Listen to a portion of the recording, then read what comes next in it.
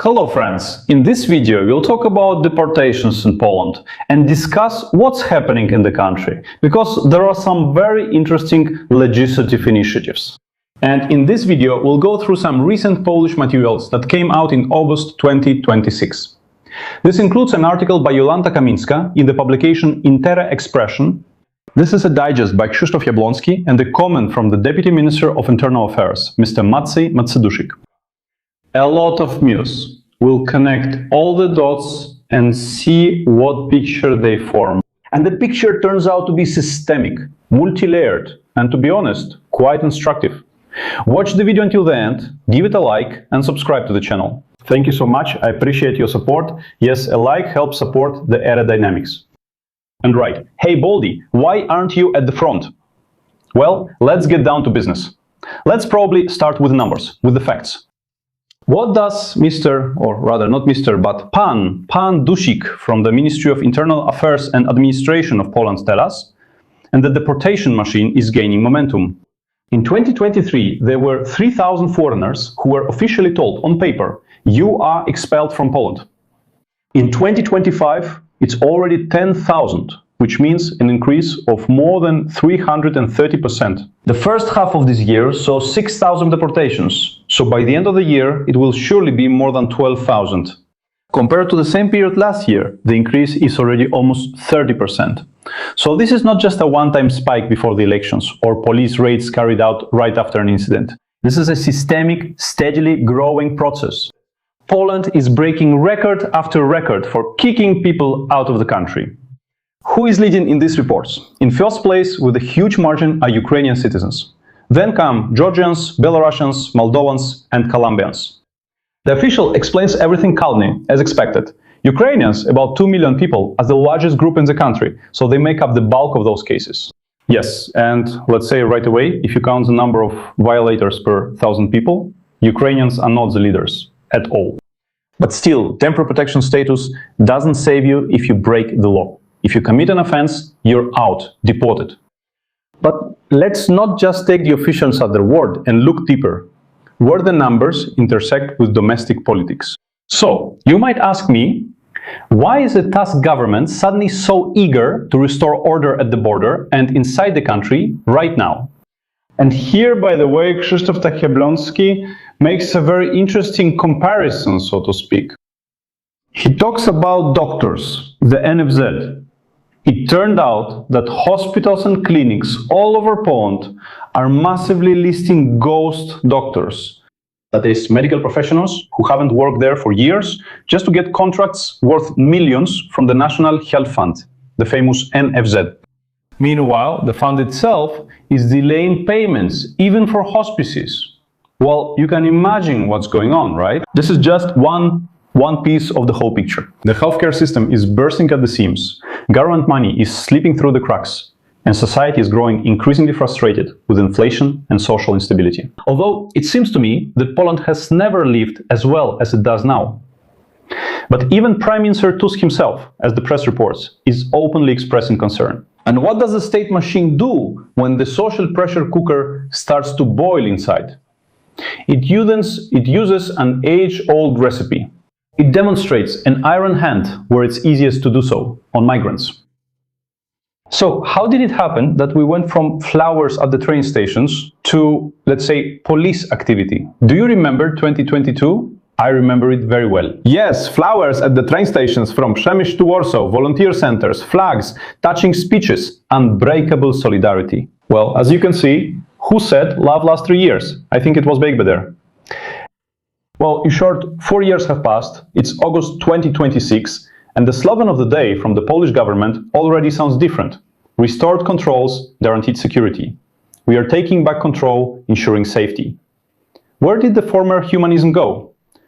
It didn't go anywhere, it's just that its resources have run out. There is a certain problem, yes, with the labor market, but still, the infrastructure is overloaded. Well, and various social studies are already starting to record a dull, well, I don't know, mockery from the voters. And officials have changed the rhetoric.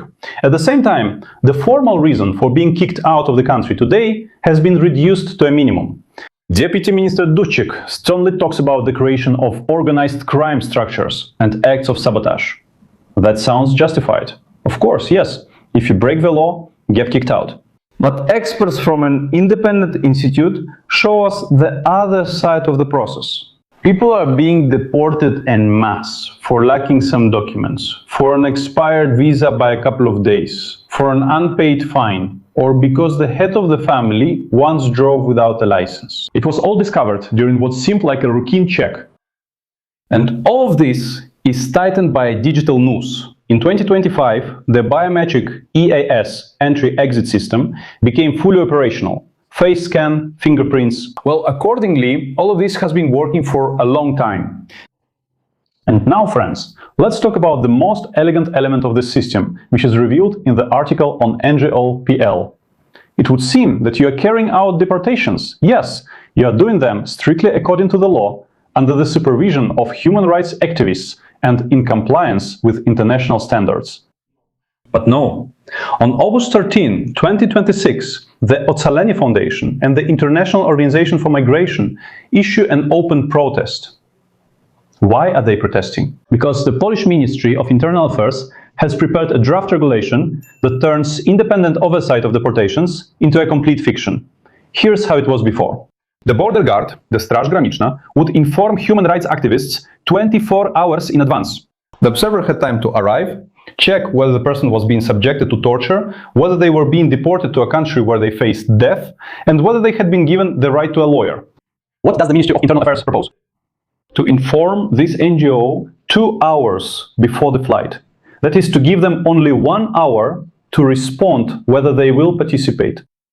You see, it's a brilliant idea. In 60 minutes, the NGO has to receive the document, find the lawyer, and in the next 60 minutes, that lawyer has to teleport from, say, Lublin or Warsaw to the airfield. So this isn't about optimizing deadlines. It's a direct and cynical destruction of oversight over the process.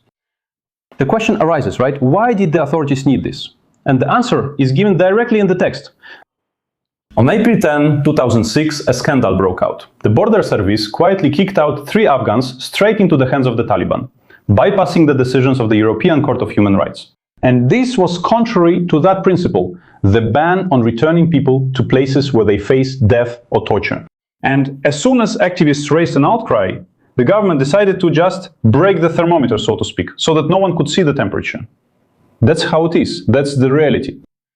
Sunny Poland, my friends! If you put together this whole puzzle, the numbers, the comments, the investigations about the refinery scandals, and the protests of human rights activists on NGO-PL, then we'll probably see the classic mechanics of how the modern state apparatus works.